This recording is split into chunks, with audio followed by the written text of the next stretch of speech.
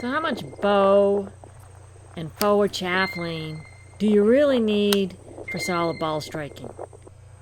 And how do you train for that? How do you know what to do, and then how do you get it? The answer is in this video. We're going to train with Hack Motion. It's a smart way to train, and use the link in my description to save a few bucks. But first, let's go to the backstory.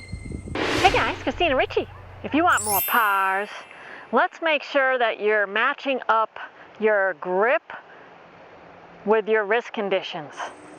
All right, that's really, really important. A lot of players ask, hey Christina, how much bow should I have with my swing? Is there a specific target that I need to attain to in practice? Like, do I need to go crazy like DUSTIN or COLIN? I mean, how much bow do I really need? And the answer is, it really depends on your grip. It starts with your grip. So if you're a player that has a strong grip, and I'm one of them, this lead hand, glove hand, is on the strong side. So that kind of presets the club face square, so you don't have to add a lot of bow at the point of impact. All right, so 29 of extension looks like this. All right, because this hand is strong, where this line points to my back shoulder. All right, so that creates a cup in the lead wrist, where players go off with a strong grip as they try to do this. All right, and you're shutting the face even more. A player like COLIN has a really weak grip, so he has to add a ton of bow to square that face. All right, that's really important. Now, DUSTIN has more of a neutral to slightly strong grip, and he adds a lot of bow too. So what's the difference?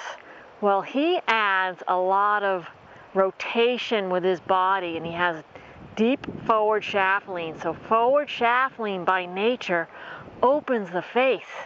So to offset that, he bows it to close the face. He also likes a more stable face going through. He doesn't like a fast closure rate.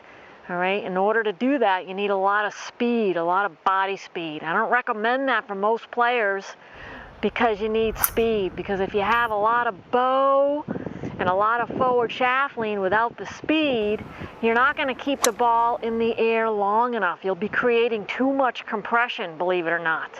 That is really important point.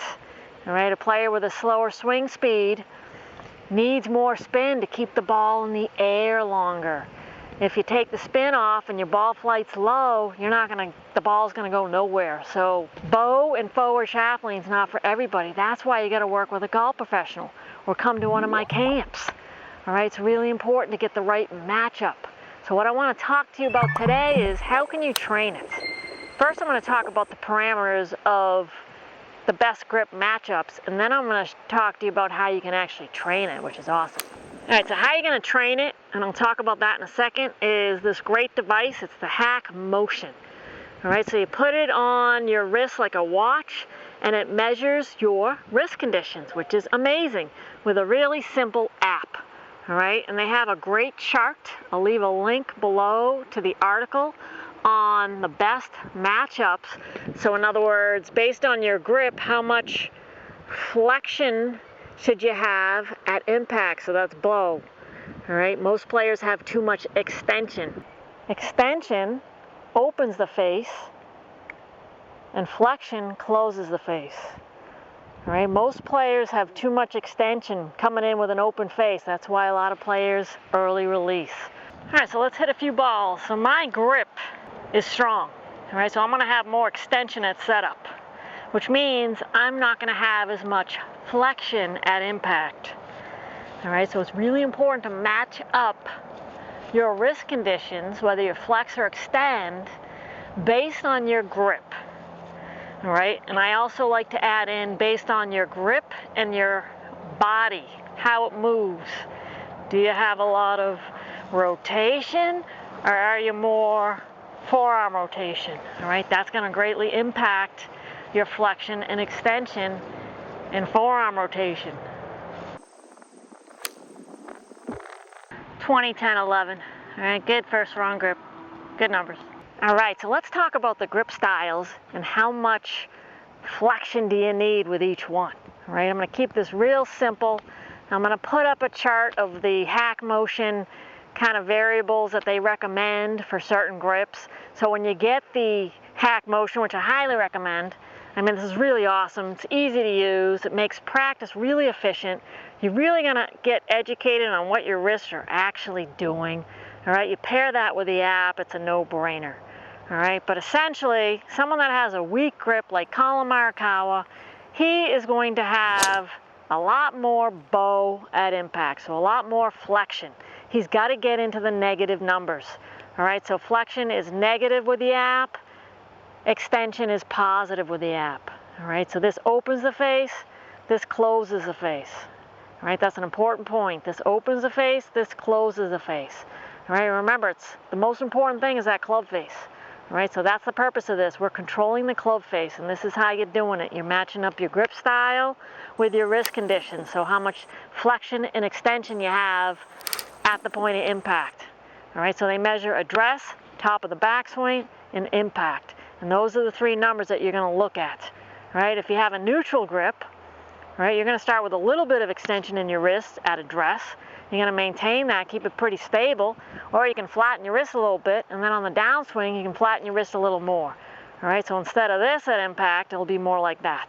All right, Tiger is a great example. All right, if you're a player that has a strong grip, and I'll use me as an example because I have a strong grip, all right, I have a lot of extension at setup just because of the nature of the grip. It creates a lot of extension. All right, so I'm going to maintain that. I actually like to feel like I flatten my wrist just a little bit during the backswing. All right, so I'm having some fun now. And this is, if you're a more experienced player, I recommend this to see the contrast. So I'm just feeling like I have a little less extension at address, really bowing at the top. I got -7, which gives me impact of +9. All right, so just being able to control your wrist conditions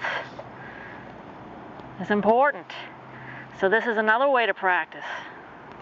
All right, so I have a lot of extension at address at the top of the swing. I go ahead and feel like I just had a little bit of bow.